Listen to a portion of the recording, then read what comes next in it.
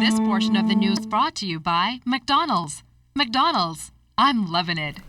With the expiration of certain tax exemptions under the Hawksbill Creek Agreement set to expire on August 4th, which is just 1 week away, parliamentarians debated a bill today to extend those concessions for the next 6 months. Janelle Ferguson reports from Parliament tonight on the options being considered for the future economic growth of Freeport Grand Bahama. Is it possible under this present construct for the city to be moved forward with the present equity distribution? Do new owners have to be found? These are just some of the questions Minister of Foreign Affairs Fred Mitchell says should be addressed as the government moves to extend the concessions to licensees of the Grand Bahama Port Authority, which includes exemption of real property tax. And people keep saying that that Grand Bahama and the city of Freeport makes these great contributions to the public treasury. The National Development Plan is doing the studies now, but the preliminary evidence is that they are a net consumer of government services. Yes, there's a great contribution to the treasury, but the government puts plenty of resources into Grand Bahama. Other questions surfacing relate to whether or not the Grand Bahama Port Authority promoted the island as a touristic and industrial destination, and have they fulfilled provisions mandated under the previous extension.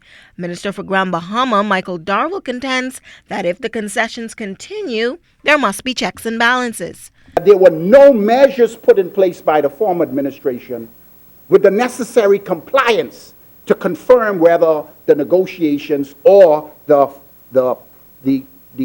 21 concessions that were put in place were actually fulfilled.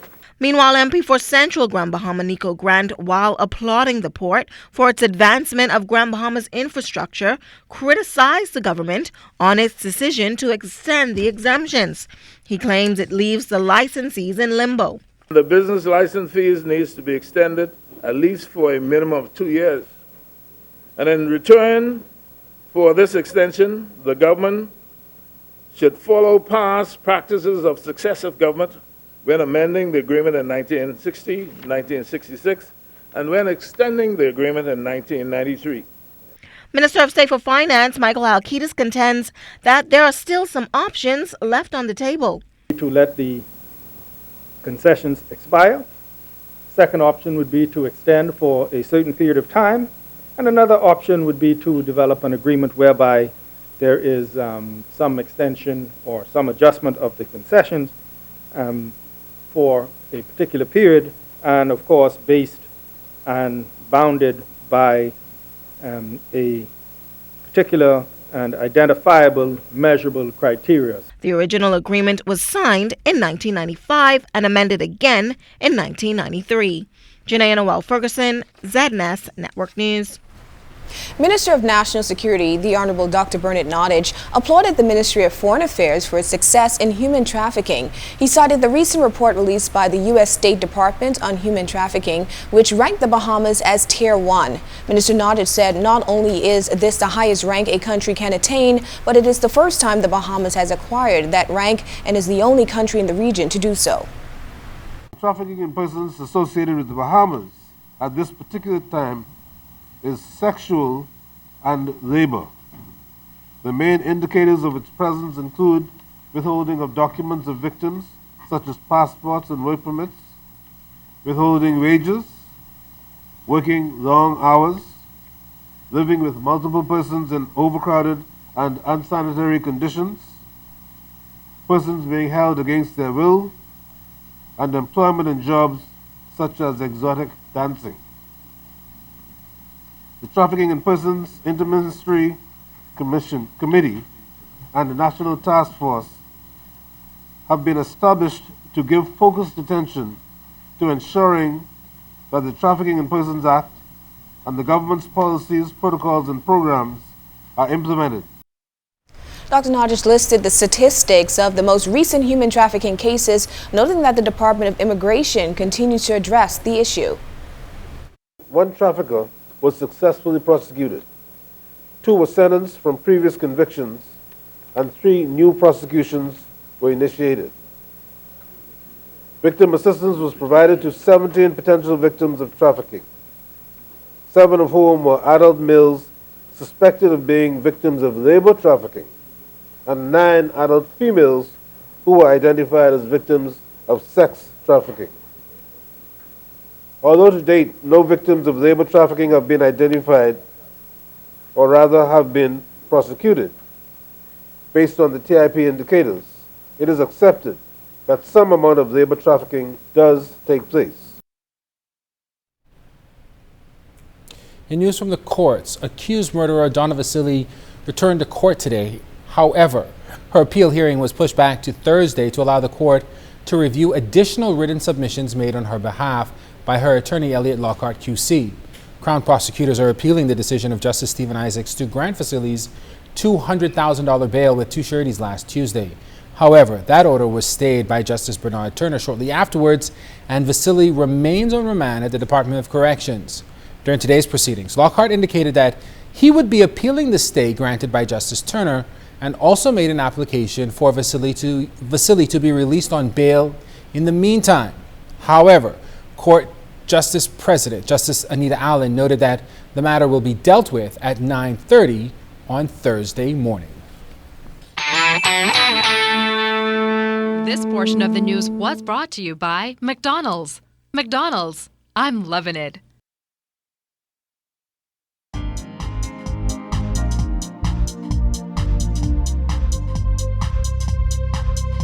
This is your Royal Fidelity Business News. I'm C.S. Scatterly.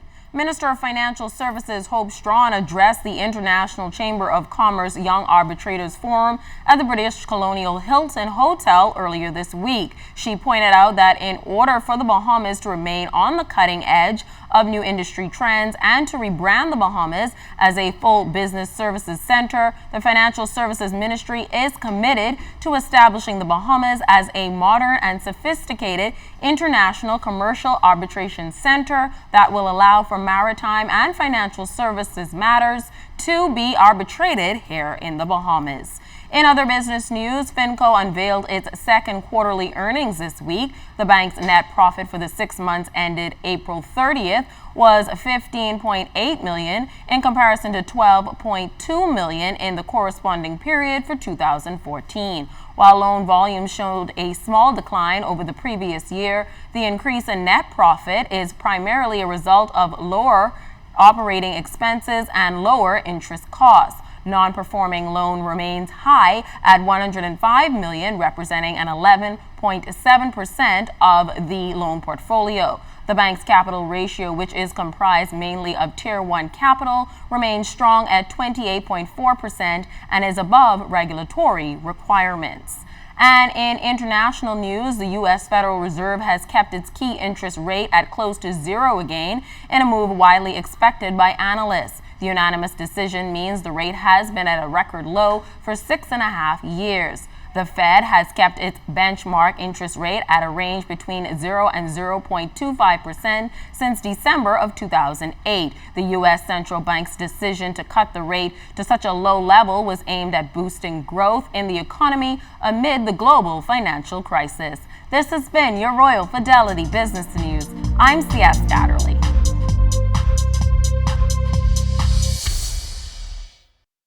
October is typically recognized as Breast Cancer Awareness Month, and officials from CIBC First Caribbean Bank plan on doing their part in raising funds for a cure, as the bank's annual Walk for the Cure is set for October 4th. Jimmy Swain tells us tonight that CIBC First Caribbean anticipates even greater support from the public and corporate Bahamas this year.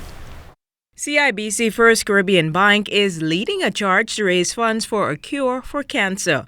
October 4th is set for the 4th annual Walk for the Cure event, and so far officials have raised $80,000. Managing Director for Customer Relationship Management and Strategy, Trevor Torzas, said they're hoping to have 1,000 walkers sign up. Getting your people, your teams out with us to walk with us and raise the awareness and do it as a group is really important.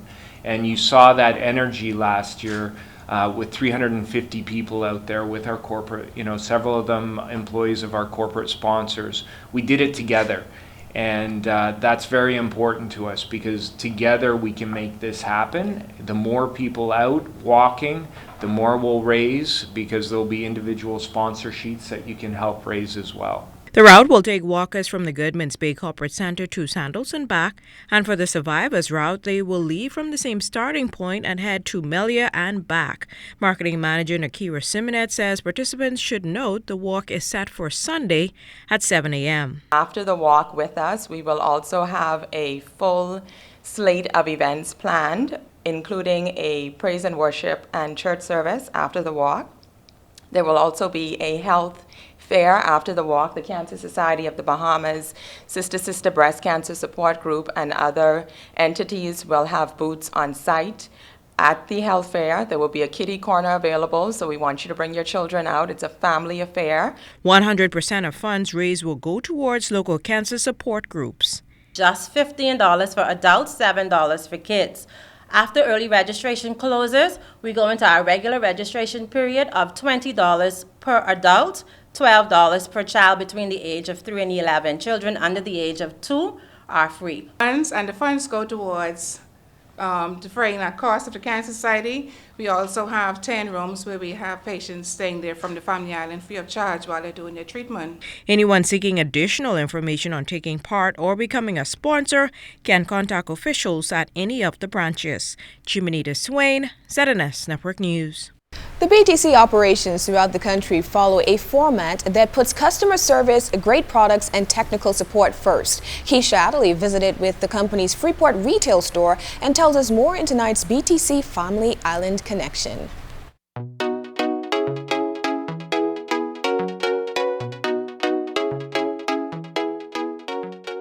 The writing is on the wall at the BTC retail store in Grand Bahama, and staffers seek daily to bring those commitments to life.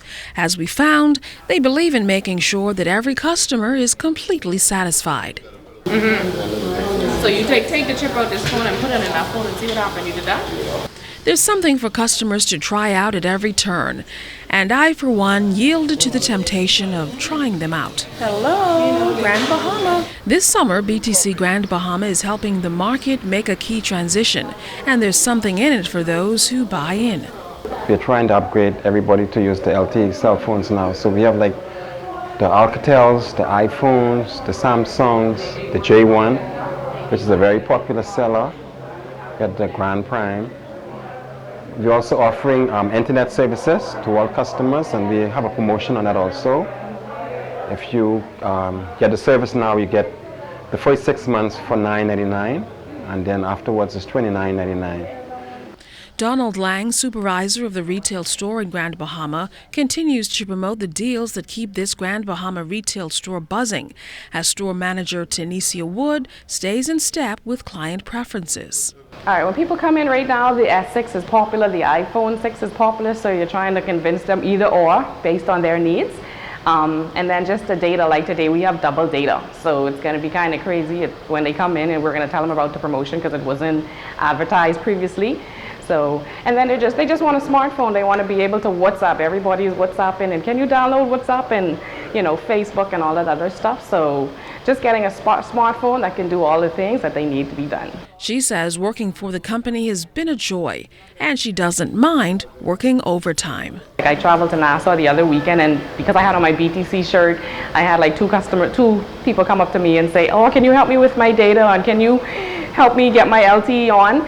So it's good to be able to help the customers in this store, and it's good to be a representative for BTC on the road as well. Keisha Adderley for the BTC Island Connection.